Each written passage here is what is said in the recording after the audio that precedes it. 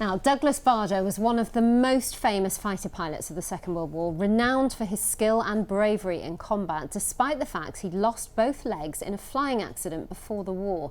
Even after he was shot down, he continued to cause problems for the Germans, making several escape attempts as a prisoner of war, and he ended up being held in the infamous Colditz Castle. Well, today his grandson took part in a unique flight at Biggin Hill, fulfilling a lifelong dream to fly in a Spitfire.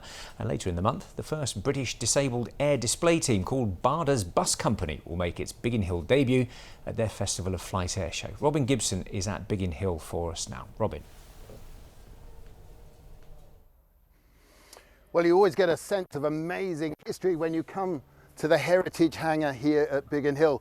There's the aircraft themselves, which are just spectacular enough. Sometimes it's the veterans, but today we had the amazing story of a kind of family dynasty of one of the true greats of flying in the Second World War, Douglas Bader. His grandson, Charley Bickers, was here.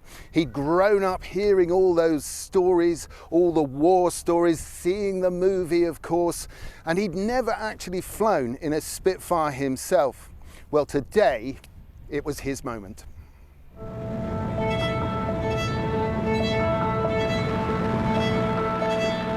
A Spitfire on the wing. An emotive, almost magical sight for many people.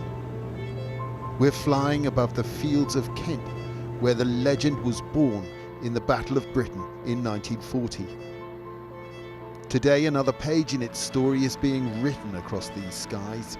It's in the body of someone who carries the genes of one of the most famous fighter pilots of them all.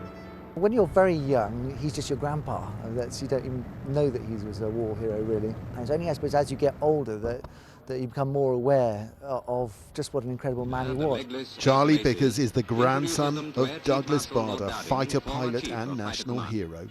He became a fighter ace despite losing his legs crashing a plane before the war.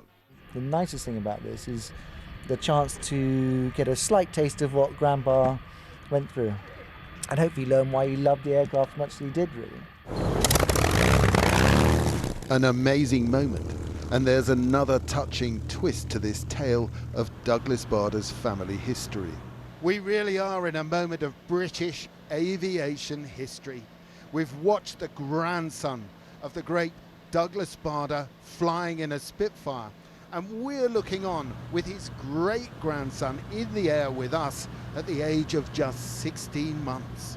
Doug is so small, he doesn't realize it yet, what a chance he's having, but he's going to be so proud of his great-grandfather that it's just exciting to be able to see his dad flying in a Spitfire next to him. In a day of legends, there's one more to meet. Alan Robinson is the first amputee pilot to fly a Spitfire since Douglas Bader. The sound, the smells, just the sheer speed of it. When she climbs away, she's doing about 180 miles an hour, and it's just an unbelievable speed to see the runway disappearing past your window. What an experience, going upside down over Kent and being able to look out at that wing that's so iconic and timeless, and just the power and the smell, and yeah, makes you understand why people love flying, really. A spirit that lives on. No one who was there today will ever forget it. Well, a privilege to be part of such a unique moment, and of course a touching family occasion here.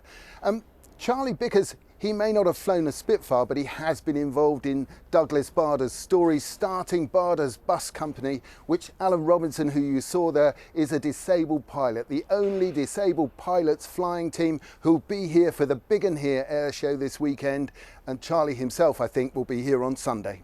Great stuff, Robin. Thank you. You can't get enough of seeing those Spitfires.